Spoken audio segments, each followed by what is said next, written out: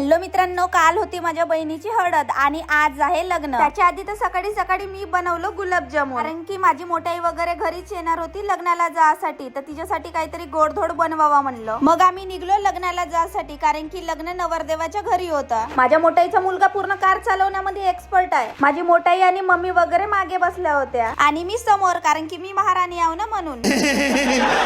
वडसामध्ये पोहोचून तर सगळ्यात आधी पेलो ना आम्ही लस्सी वगैरे, कारण की ऊन खूप तापत होती। पोहोचलो मग आम्ही नवरदेवाच्या गावी मस्त तयारी वगैरे केलो आणि निघलो नवरदेवाच्या घराकडे जासाठी। इकडे नवरदेवाची वरात पण मंडपात पोहोचली होती आणि आमची नवरी बाई पण रेडी होती आणि मी पण रेडी होतो दुसऱ्यांच्या लग्न लावासाठी। माहित नाही माझं लग्न कधी लागते, शायद या जन्मात तर नाहीच।